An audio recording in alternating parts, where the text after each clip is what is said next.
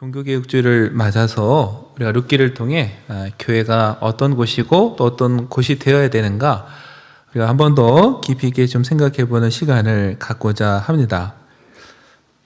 전라북도 김제에 가면은 한국 교회사에 아주 유명한 교회가 하나 있습니다. 1905년 테이트라고 하는 선교사에서 시작된 금산교회라고 있는데요. 이 테이트 선교사는 전주를 중심으로 선교 활동을 펼쳤던 분인데 그때 이 금산이 김제읍이나 전주, 정읍으로 가는 길목이었다고 합니다.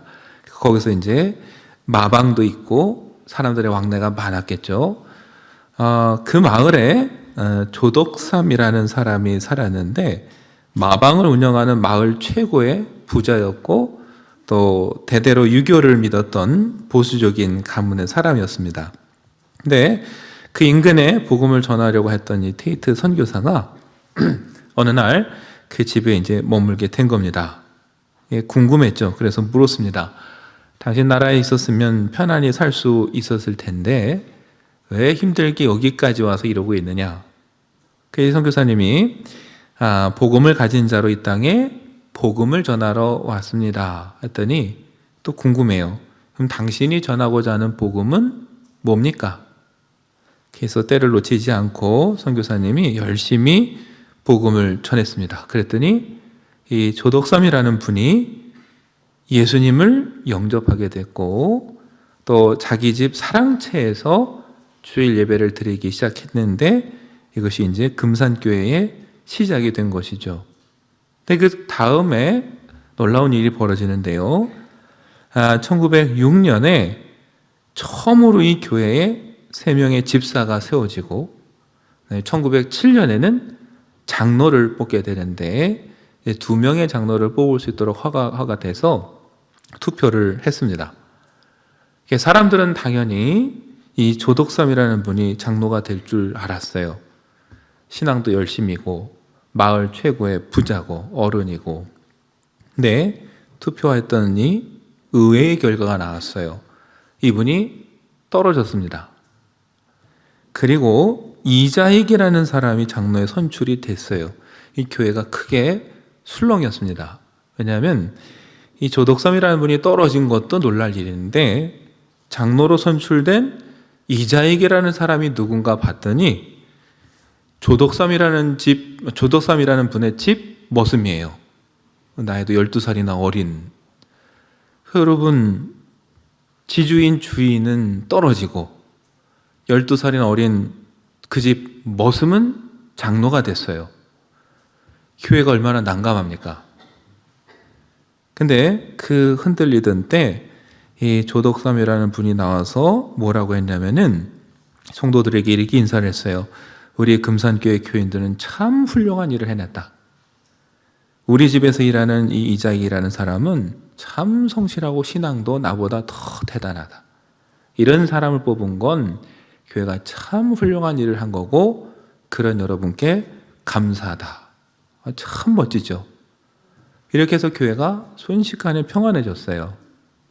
그리고 몇 년 후에 이분도 장로가 되었습니다. 거기서 끝나질 않아요.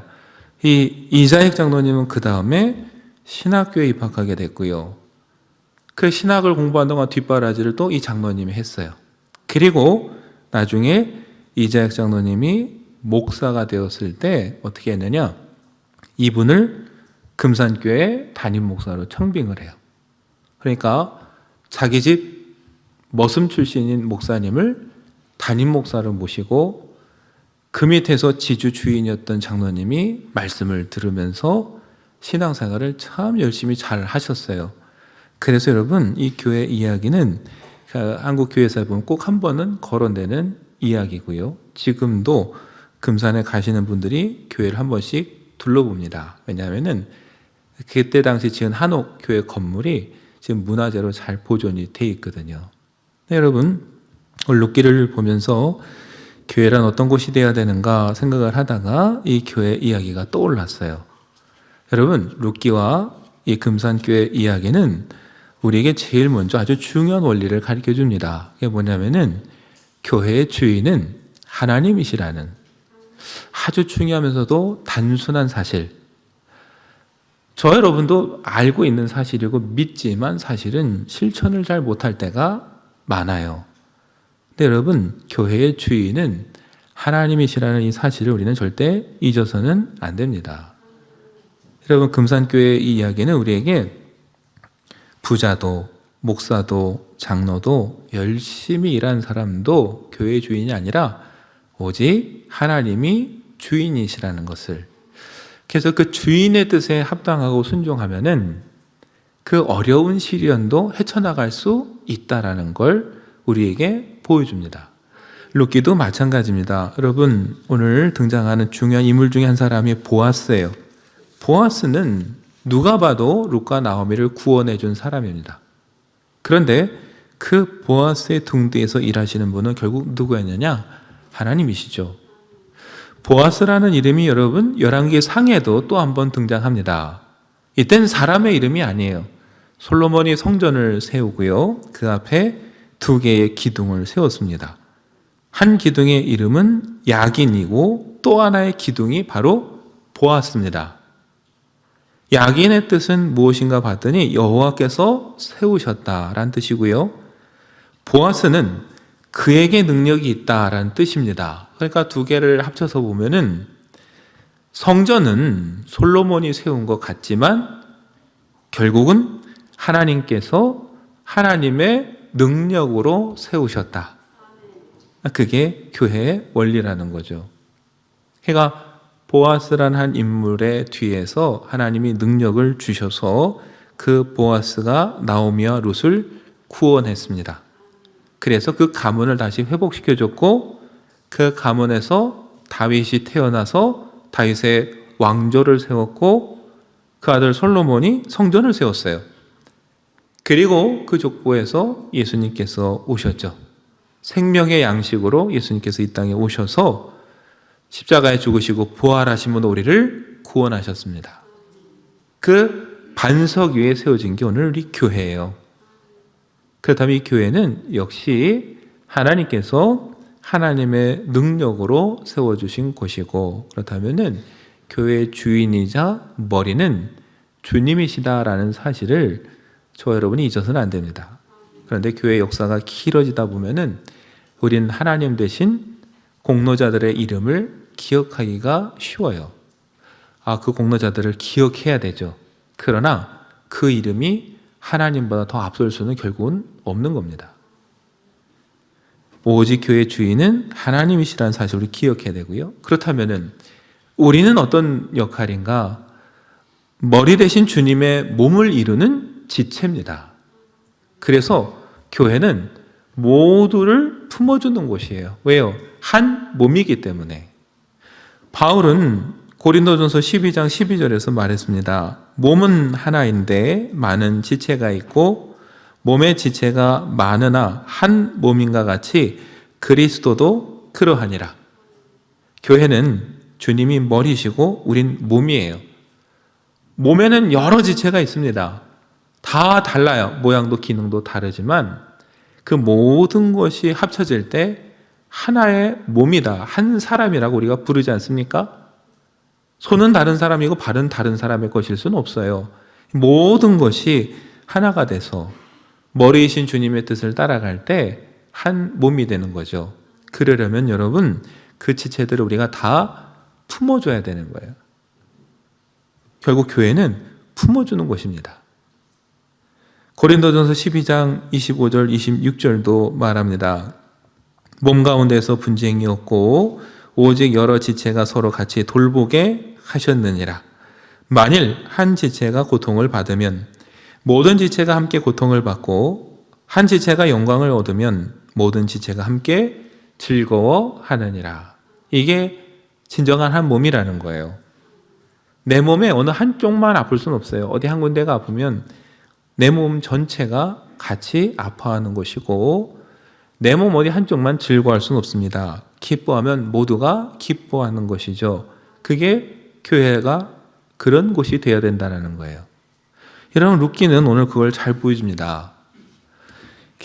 보아스가 밭에서 일하는 룻을 보고 사환에게 물었습니다. 누구의 소녀냐? 누구의 집 여인이냐? 근데 여러분, 사환은요 대답을 어떻게 했냐면은 나오미와 함께 모압 지방에서 돌아온 모압 소녀입니다. 이름도 없어요. 그냥 모압에서 온 모압 소녀. 그러니까 사환에게 룻은 어때요? 그냥 이방인이에요. 별 볼 일 없는 사람. 그냥 오늘 우리 밭에 이삭 주러 온 사람. 그냥 이삭 줘서 빨리 돌려보낼 사람. 이 정도밖에 안 되는 거예요. 근데 그 얘기를 들은 보아스는 룻을 불러다가 이렇게 부릅니다. 뭐라고 부르느냐? 내 딸아.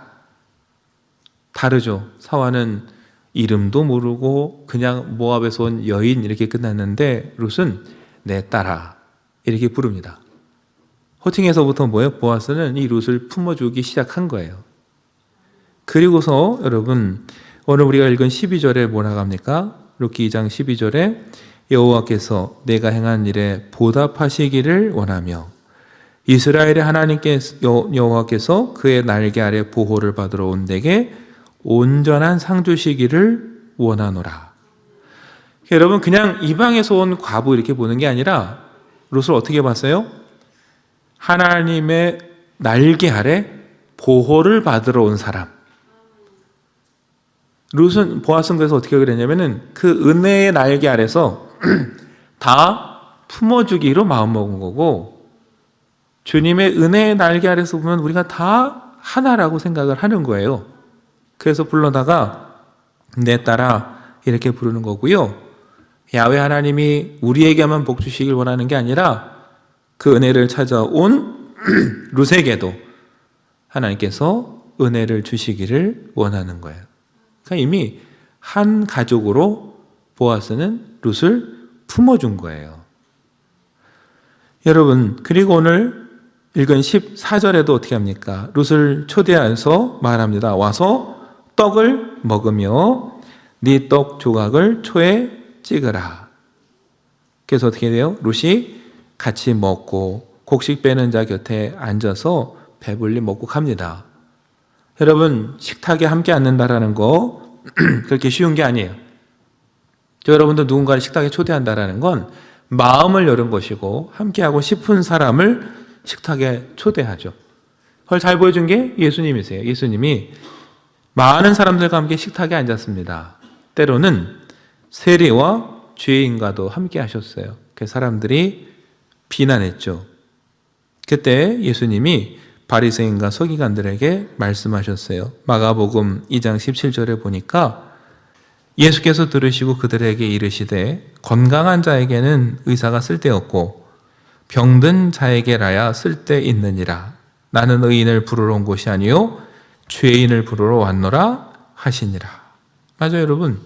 예수님은 그렇게 사람들이 소외당하고 무시하는 그런 사람들마저도 다 식탁에 불러주셔서 품어주셨고 하나가 되어주셨어요.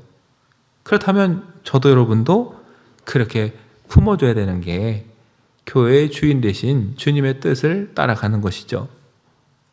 여러분 룻기를 보면 참 인상적인 게 모압에 갔던 그 나오미와 룻이 베들레헴에 다시 풍년이 들었다는 소식을 듣고 돌아옵니다. 베들레헴에 다 이르렀을 때 여러분 사람들이 어떻게 반응하느냐? 제가 봤더니 온 성읍이 떠들며 이르렀다 그랬어요. 떠들며 말했다. 뭐라고 말했느냐? 이가 나오미냐? 여러분 이거 어떤 분들은 되게 부정적으로 해석하고 어떤 분들은 되게 긍정적으로 해석을 해요. 그래서 제가 책을 찾아봤더니 여기서 떠들며 이르기를 했던 말을 구약 성경에 많이 나오진 않지만 그래도 언제 주로 쓰였느냐? 기뻐하며 환호할 때, 기뻐하며 맞이할 때 이 떠들며라는 말을 썼어요. 그러니까 그렇게 보면은 이 성읍 사람들이 어때요? 나오미를 조롱하거나 비난하는 게 아니라 기쁨으로 맞이해 준 거예요. 이게 나오미가 아니냐? 여러분 부정적으로 보는 분들은 아이고 그렇게 나가더니 이렇게 돼서 왔네 라고 비판했다고 하지만 아니에요. 제가 보기에는 그렇게 비판하고 조롱하는 게 아니라 기쁨으로 맞이해 준 거예요. 그들이 기근 때문에 나갔다가 설령 빈손으로 돌아왔지만 이게 누구야? 나옴이 아니야? 하면서 그냥 기쁨으로 맞이해 준 거죠. 여러분, 교회는 그래야 돼요. 누군가 돌아오는 사람이 있으면 이게 누구야? 하라고 기쁨으로 맞이해 주는 것. 그러니까 우리도 그 기쁨으로 맞이해 주긴 합니다. 이게 누구야? 근데 거기서 1절에서 끝나야 되는데 꼭 2절이 붙어요. 근데 왜 왔대? 근데 왜 왔대? 건축할 때 나가더니 끝나니까 왔나? 왜 왔대? 그럼 교회는 절대 그런 말 나오면 안 돼요. 그냥 이게 나옴이 아니야. 왔구나. 그냥 기쁨으로 맞이해 주면 되는 것이 교회입니다. 다시 오는 본인만큼 두렵고 떨리는 사람은 없어요. 본인이 제일 잘 알아요. 근데 우리는 꼭 확인하고 싶어요. 왜 왔대? 여러분과 저는 그런 말을 안 했으면 좋겠습니다. 누군가 돌아오면 기쁨으로 그래, 이게 누구야? 나옴이구나 하고 맞이해 주는 거에서 끝나면 되는 거예요. 그 다음은 하나님과 본인이 더 은혜롭게 풀어갈 수 있는 것이죠. 물론 우리가 보기에 편치 않고 어려운 사람도 있겠죠. 그럼에도 불구하고 우리가 왜 받아줘야 되냐라고 한다면은 탑은 성경에 있습니다. 로마서 5장 8절에 이렇게 기록하고 있죠. 우리가 아직 죄인 되었을 때에 그리스도께서 우리를 위하여 죽으심으로 하나님께서 우리에 대한 자기의 사랑을 확증하셨느니라. 여러분, 그리스도께서 이 땅에 오셔서 우리를 위해 죽으시고 우리를 품어주셨어요. 근데 중요한 건 우리가 의인일 때, 잘했을 때가 아니라 우리가 아직 죄인 되었을 때에, 우리가 아직도 죄인인데 주님이 우리를 위해 죽으시고 품어주셨다라는 거죠. 그분이 세우신 교회라면 그럼 어떻게 됩니까? 우리도 또한 품어주는 것이, 그래서 한 지체로 받아주는 것이 그게 교회의 역할이고 사명이라는 것을 룻기를 통해서 우리가 다시 한번 생각해 봤으면 좋겠습니다. 교회는 그렇게 품어주고 한 몸으로 인정해 줘야 되는 거예요. 그 다음에 뭘 해야 되느냐? 그 한 지체를 축복해 주는 것이 교회입니다. 여러분, 룻기는 참 보면은 다 힘들어요. 다 힘든데 또 하나 특징은 그래도 서로를 축복해요. 시어머니 나오미는 며느리들을 늘 축복했습니다. 굳이 고생하는데 나 따라올 필요 없다, 돌아가라 그러면서 축복해 줬어요. 실제로 돌아가는 오르바를 향해서도 축복해 줬고 하나님께서 복 주시기를 빌었어요. 마음이 참 좋죠. 내가 설령 가진 게 없을지라도 늘 축복해 주는 거예요. 보아스도 마찬가지입니다. 여러분, 보아스가 밭에 나와서 제일 먼저 일꾼들과 한 것도 인사, 샬롬. 여호와께서 너희와 함께 하시기를 원하노라. 그렇게 인사하는 걸로 시작돼요. 그리고 룻에게도 어떻게 합니까? 우리가 아까 12절에 봤듯이 여호와께서 네가 행한 일에 보답하시기를 원하며 하나님이 너에게 복 주셨으면 좋겠다. 네가 그렇게 고생하고 힘들게 살았는데 하나님께서 그걸 아시니까 이제 너에게 복 주시면 좋겠다. 뭐예요? 축복하는 게 그들의 일상이에요. 여러분, 이왕이면 교회는 한 몸인 지체를 향해서 뭐 해야 돼요? 서로 축복하는 것이 돼야 됩니다. 여러분, 축복하자 그러면은 우린 번뜩 그런 생각부터 들어요. 내가 무슨 내 처지에 누구를 축복해? 근데 여러분, 생각을 바꿔야 돼요. 복을 주시는 건 하나님이 하시는 거예요. 제가 여러분이 주는 게 아니에요.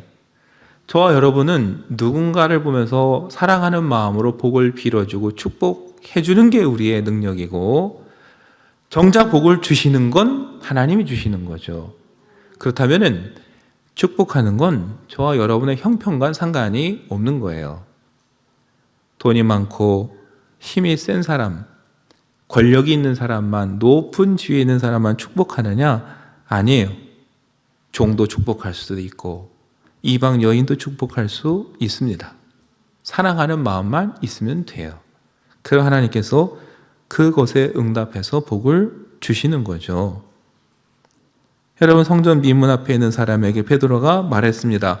은과 금은 없거니와 나사렛 예수 그리스도의 이름으로 명하노니 일어나 걸으라. 그랬더니 걸었어요. 맞아요. 은과 금은 없어요. 그러나 내가 당신을 축복한다 할 때 그곳에 놀라운 역사가 일어난 것처럼 교회는 주님의 이름으로 서로 축복하고 기도해 줄 때 놀라운 역사가 일어나게 되는 것입니다. 누구든 이 교회를 향해 오는 사람을 품어줄 수 있어야 되고 축복해 줄 수 있어야 그것이 진짜 하나님이 기뻐하시는 교회다 할 수 있는 것이죠. 이왕이면 우리 말년교회가 그런 교회가 됐으면 좋겠습니다. 이 교회를 향해 오는 발걸음을 기쁘게 맞이해주고 왜 왔대 소리가 아니라 축복해주는 소리가 넘쳐나고 그리고 거기에 더해서 뭐예요? 채워줄 수 있는 교회. 여러분, 결국 교회는 채워주는 곳이에요. 먹는 떡을 채워줄 수도 있고 은혜를 채워줄 수도 있고 중요한 건 교회는 채워줄 수 있어야 됩니다. 그렇지 못하면 떠나는 거예요. 오늘 우리가 읽은 14절도 보세요. 그냥 축복하고 끝난 게 아니라 보아스는 룻을 불러다가 이리로 와서 먹으라 그러면서 양식을 베풀어 줍니다. 그 양식으로 룻이 살고 나오미가 살았어요. 맞아요. 교회는 누군가 한 영혼을 살릴 수 있도록 나누어줘야 되고 채워주는 곳이 교회가 돼야 되는 거예요. 그러려면 중요한 게 뭡니까, 여러분? 우리 교회 안에 양식이 흘러 넘쳐야 돼요. 룻기를 시작하면서 말씀드렸잖아요. 우리는 떠난 사람들에 대한 이야기를 많이 하지만 정작 중요한 건 베들레헴에 기근이 들었다라는 거예요. 베들레헴 말씀드렸죠. 이름의 뜻이 떡집이에요. 떡집에 양식이 떨어지는 게 문제예요. 교회 안엔 늘 나눠줄 게 있어야 돼요. 떡 한 쪽이라도, 아니 물질이 없을지라도 축복의 말이라도 나눠줄 수 있어야 되고 은혜도 나눠줄 수 있어야 되고 기도도 나눌 수 있어야 되고 그래서 뭐예요? 서로 채워줄 수 있는 곳이 교회고 그런 교회가 돼야 되는 거죠. 그러려면 여러분 늘 우리를 채워야 돼요. 저와 여러분이 먼저 하나님의 은혜로 늘 채워져 있어야 이것을 흘려보내서 나눌 수 있는 것이죠. 여러분 말씀드린 대로 오늘이 종교개혁 주일입니다. 공교롭게 날짜도 딱 똑같아요. 1517년 10월 31일에 루터가 비텐베르크 교회에다가 95개조 질문을 붙인 날, 거기서 시작된 종교개혁을 기념하는 날이에요. 여러분, 당시에 교회는 제일 막강한 힘을 가졌고 제일 부유했으나 영적으로는 가장 궁핍한 기근의 시대였어요. 그때 여러분 종교개혁이 내건 강령은 5개였습니다. 오직 성경, 오직 그리스도, 오직 은혜, 오직 믿음, 그리고 무엇을 하든지 오직 하나님의 영광을 위하여. 저 여러분이 5가지를 다시 오늘 마음에 새기는 날이 됐으면 좋겠습니다. 하나님, 우리 교회에 오직 하나님의 영광을 위해서 무엇을 하든 하나님의 영광을 위해서 하는 교회가 되게 하시고 우리 교회의 주인은 오직 예수 그리스도가 되어주시고 우리 모두가 그 말씀을 따라 살아가게 하시고 그 은혜가 우리 안에 늘 넘치기를, 우리 안에 믿음이 늘 머물기를. 그래서 뭐예요? 이 예배당을 찾아오는 많은 사람들에게도 은혜를 나누고 말씀을 나누고 우리가 가진 것을 나누어서 축복하고 채워줄 수 있는 그런 교회가 되도록 여러분과 제가 이 한 주간 기도하며 우리 먼저 우리 자신을 은혜로 채워가는 그런 복된 한 주가 되시기를 간절히 축원합니다.